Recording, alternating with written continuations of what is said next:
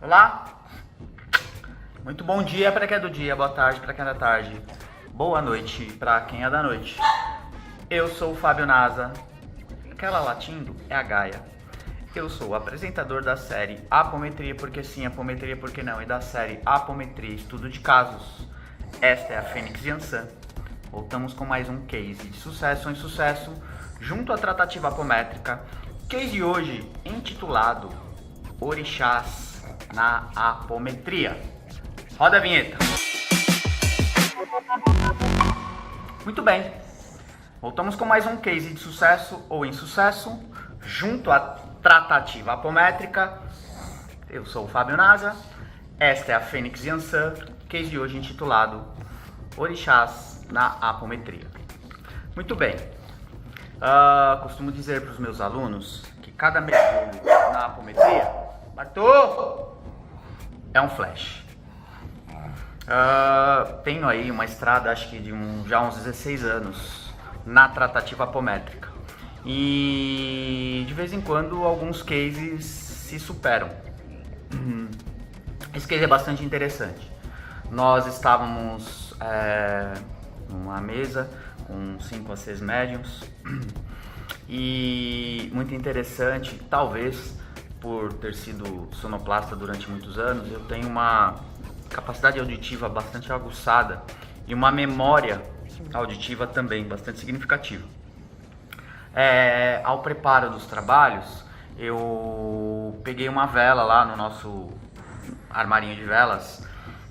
Eu sempre subo, quando a gente é escalado para trabalhar no andar de cima lá do núcleo da plena, andar de cima físico, tá? Né?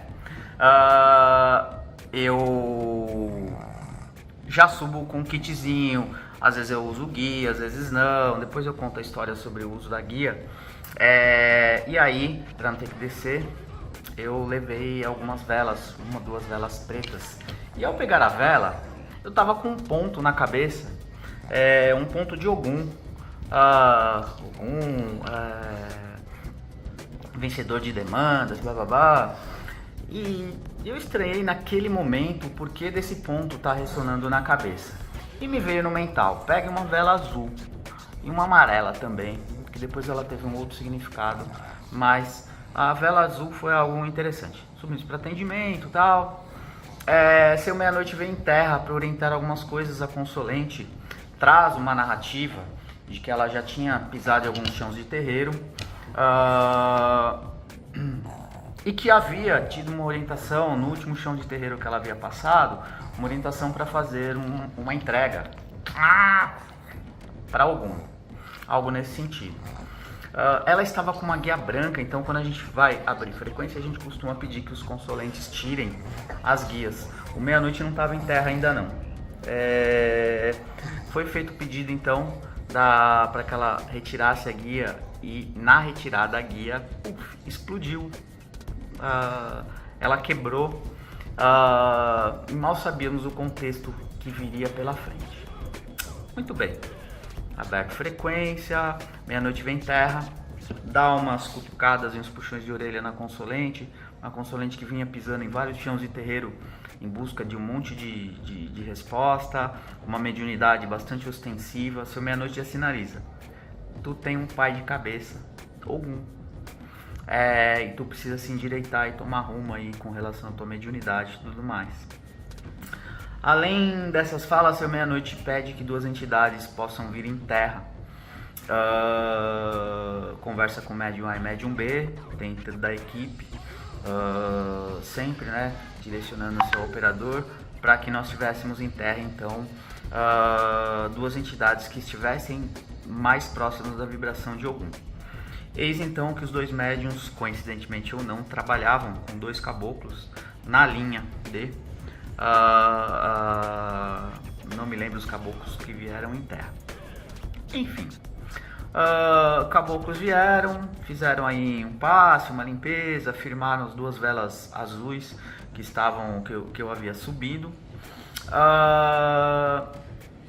Seu Meia-Noite vai embora e o caboclo vem a mim, tá? E a operadora de mesa, eu estava de médium, e pergunta se... Ele só faz a pergunta para mim: o pai pode vir? Logo, eu subentendi, tá, que estava se falando de um orixá. E eu disse sim, meio que no automático, sem titubear, eu disse sim, pode vir. E eis então que a médium traz a irradiação, ou traz o orixá Ogum.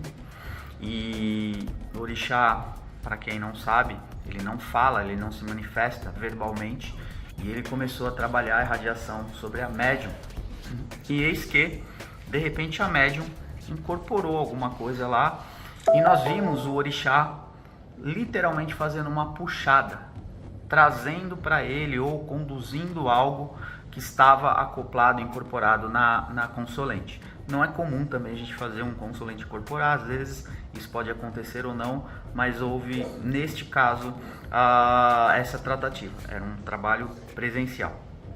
E aí o orixá fazia uma menção em direção à boca, e como o orixá não fala, a gente é pito, o que é que ele está pedindo e tal. E eis então que era para consolente verbalizar o nome para ela voltar, para ela aterrar, porque ela estava meio zonza. E então ela disse o nome dela e volta, né, a lucidez. O orixá cumprimenta, né, o Senhor Ogum cumprimenta e sobe. Muito bem. Muito interessante que depois, conversando, houveram outras questões trabalhadas aí com a consolente. Olha só, consolente, filha de Ogum, o ponto que estava rolando lá no início, antes do início dos trabalhos, no meu mental. A consolente, para vocês saberem, ela tem pais evangélicos e o pai é pastor de uma igreja, que eu não me lembro agora a nomenclatura, mas é uma igreja de nomenclatura mais atual, dessas linhas neopentecostais. E ela havia 2, 3 anos atrás sido batizada, inclusive, na igreja cristã, evangélica cristã, meio que para agradar o desejo do pai, mas ela se afinizava com linhas espiritualistas. Já tinha transitado em algumas vertentes do xamanismo e pisava em alguns chãos de terreiro. Uma médium super ostensiva, com um ori bastante cobiçado aí. Descobrimos depois que ela também era filha de Ansan, porque uma médium trouxe uma leitura sobre, e aí nós entendemos também o porquê da outra vela a qual eu havia subido.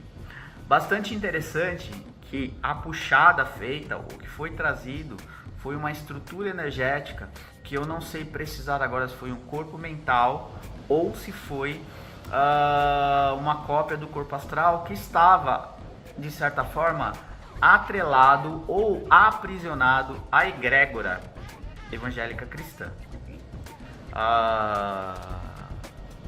Abridor de caminhos, vencedor de demanda, né, Senhor Ogum? Precisou vir um orixá para buscar no soco, de forma figurativa aqui, a estrutura energética e desvinculá-la, porque a partir do momento do batismo ela está com a estrutura energética, o ori dela, entregue a esta egrégora. E na melhor das intenções, talvez os pais vibravam em nome de Jesus, oravam, tá, para que a filha se convertesse à sua religião, à sua conduta. Um case bastante interessante, pela primeira vez na minha vida, tá, em um trabalho apométrico, eu vi um orixá trabalhando de forma ativa conosco. Cada mergulho é um flash na apometria, mais um aprendizado, e a importância também de entender um pouco sobre as nomenclaturas da Umbanda, pouquinho que seja de Candomblé. Agora eu estou estudando alguns aspectos da Quimbanda também, para ser aí um indivíduo mais eficiente, ativo nas tratativas apométricas, nos cases de sucesso em sucesso junto à tratativa apométrica. Apometria é apometria, mas o entendimento desse conjunto de ferramentas auxilia bastante nos processos, inclusive na linguagem, né? Imagine lá, não sabendo um pouco, minimamente, sobre o que estava irradiado, incorporado na médium, uma entidade gesticulando, mas por que o guia não está falando? que era um orixá que estava em terra. Pode isso, produção? Já me perguntaram na última aula de apometria. Pode, se não pudesse, ele não estava lá, certo? Beijo no fígado, no fígado, porque vocês provavelmente só tem um fígado, não é não? Acessem meu site www.fabionasa.com.br e o eadvp.com.br, a plataforma de estudos apométricos, ok? Compartilhem, questionem, divulguem e estudem. Beijo no fígado e tchau!